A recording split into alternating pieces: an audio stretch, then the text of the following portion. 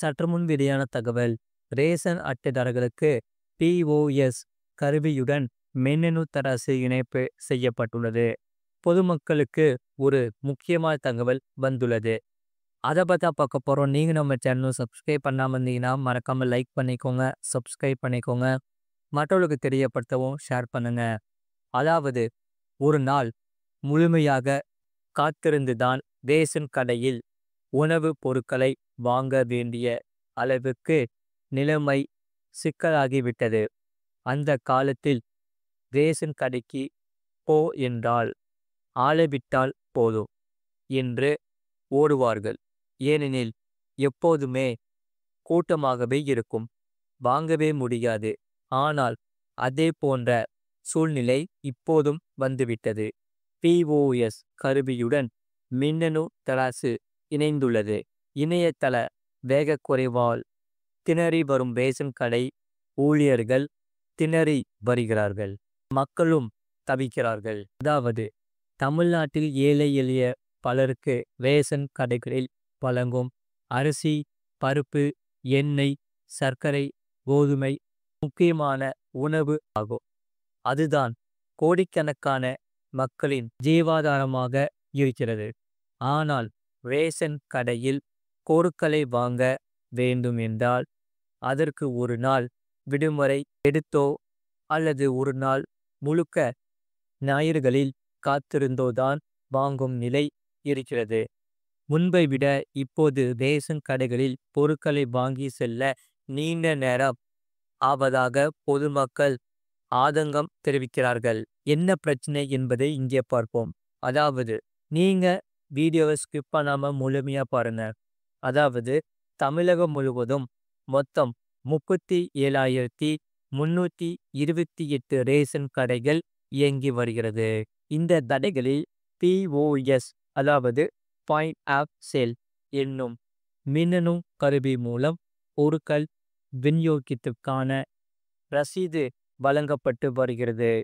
அந்த வகையில் ரேஷன் அட்டையில் பெயர் உள்ளவர்கள் ஸ்மார்ட் கார்டு சென்று கைரேகை வைத்தால் மட்டுமே ரசீது கோரும் வகையில் இந்த கருவியின் மென்பொருள் வடிவமைக்கப்பட்டிருக்கிறது. அந்த வகையில் இந்த கைரேகை பதிவு 90% ஒத்துப்போனால்தான் ரசீது போட முடியும் என்ற நிலையில் கைரேகை பதிவு செய்வதற்கு கால தாமதம் ஏற்பட்டு வந்துவிட்டது. இது குறித்து சம்பந்தப்பட்ட உயர் அதிகாரிகள் ஆலோசித்து கைரேகை பதிவு 90% ஒத்துப்போதல் என்பதை 70% ஒத்துப்போனாலே ரசீது போடலாம் என்ற அளவிற்கு மாற்றார்கள். தற்போது கைரேகை பதிவு ஓரளவு எளிதாக்கி விட்டது. ஆனால் அதே நேரத்தில் தற்போது எடை போடும் கருவியும் ப்ளூடூத் அல்லது கேபிள் மூலம் பிஓஎஸ் கருவியுடன் இணைக்கப்பட்டு ஒவ்வொரு பொருளின் எடையும் துல்லியமாக இருந்தால் மட்டுமே ரசீது போட முடியும் என்ற நிலையை உருவாக்கியுள்ளது. இந்த திட்டத்தால் பல மணி நேரம் வரை பொதுமக்கள் ரேஷன் கடையிலேயே காத்திருக்கும் நிலை இருக்கிறது.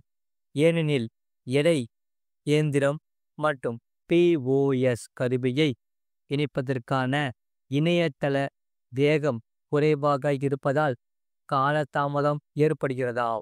ஆகையால் பெரும்பாலான கடைகளில் ரேஷன் கடை ஊழியர்கள் தங்கள் செல்போனில் உள்ள டேட்டாவை பயன்படுத்தி இந்த பிஓஎஸ் அதாவது இந்த கருவியை இயக்கி வருகிறார்கள்.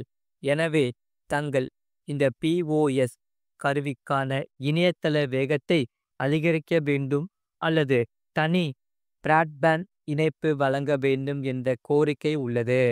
அதே நேரம் இந்த பிஓஎஸ் கருவியானது சிம் மூலம் இயங்குகிறது. சிம் மூலம் வழங்கப்படும் இணையதள சேவைக்கு தகுந்த கட்டமைப்பு பிஓஎஸ் கருவி இணைக்க வேண்டும்.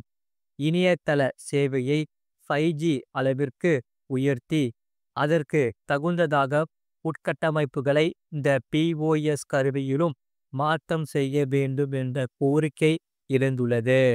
மறக்காம நீங்க லைக் பண்ணிக்கோங்க, சப்ஸ்கிரைப் பண்ணிக்கோங்க, மற்றவர்களுக்கு தெரியப்படுத்தவும் ஷேர் பண்ணிக்கோங்க. அடுத்த செய்தி என்னவென்றால், எகிரும் தங்கம் விலை குறைய வாய்ப்பே இல்லை என்று ஆனந்த் சீனிவாசன் கூறியுள்ளார். அதாவது தங்கம் விலை வரலாறு காணாத அளவுக்கு புதிய உச்சத்தை தொட்டு வருகிறது. அந்த வகையில் 1 கிராம் தங்கம் ரூபாய் 10,000ஐ தாண்டி தாறுமாறாக உயர்ந்து வருகிறது. இதற்கிடையே தங்கம் விலை உயர்வுக்கான காரணத்தை விளக்கியிருக்கும் ஆனந்த் சீனிவாசன், தங்கம் விலை இன்னும் எந்த அளவுக்கு உயரும் என்பது குறித்தும் சில முக்கிய தகவல் பகிர்ந்துள்ளார். அதாவது தங்கம் விலை கேப் விடாமல் தொடர்ச்சியாக உயர்ந்து வருகிறது. நேற்று கூட காலை குறைவது போல சற்று குறைந்தாலும் மதியமே எகிரியுள்ளது. இப்படி தொடர்ந்து உயர்ந்து வருவதால் தங்கத்தை வாங்க முடியாமல் பொதுமக்கள் பெரும் சிரமத்தை எதிர்கொண்டுள்ளன. இதற்கிடையே தங்கம் விலையானது உயர்வு தொடர்பாக பொருளாதார வல்லுநர் ஆனந்த் சீனிவாசன் சில முக்கிய கருத்துக்களை தெரிவித்துள்ளார். அது என்னவென்றால், இது தொடர்பாக அவர் பேசும்போது, ஒட்டுமொத்தமாக பங்கு சந்தை பலவீனமாக இருக்கிறது. இதனால் தங்கம் விலை தொடர்ந்து உயர்ந்தே வருகிறது. நேற்று மாலை ஆபரண தங்கம் 1 கிராம் ரூபாய் 10,060க்கு விற்கப்பட்டது. இதேபோக ஜிஎஸ்டி, செய்கூலி சேதாரம் தனி கில்லி போல தங்கம் விலை இருக்கிறது. நான் சொன்ன இலக்கை தங்கம் விலை ஏற்கனவே அடைந்துவிட்டது.